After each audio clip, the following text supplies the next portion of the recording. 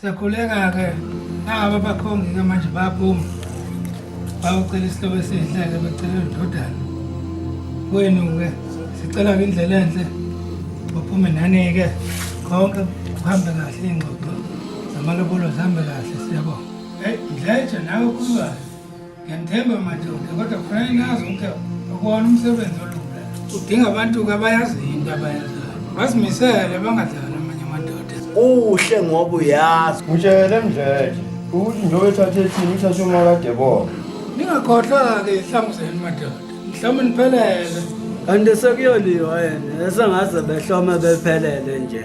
Phela kukweyisa ukungena emzini wendoda uvathazela nje ngezandla ukuthi uzokhonga. Suke kufanele ngishawe nje kakhulu. Hayi, angiboni kodwa kahle lethu.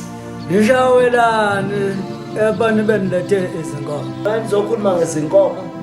Akubonakala umfanekiso wezinkomo ezandleni zenu. Mangenjalo niyabathelela. Nisho ukuthi azikho insizwa kulomzi. Nishanga zakhe eshomile. Hayi, sengingaphuma-ke madoda manje. Sinifisela indlela enhle-ke la nikhona.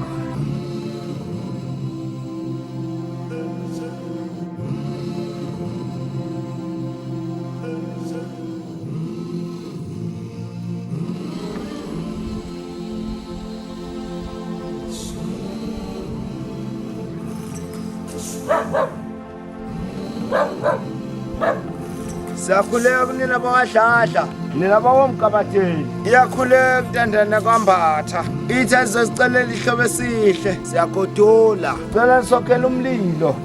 Wemshobesi. Awuzelana ndodana.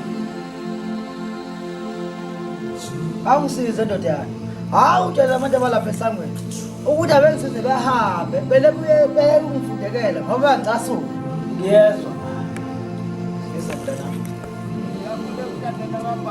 Ubaba uthi esiwane nihambe lapha ngoba niyamcasula.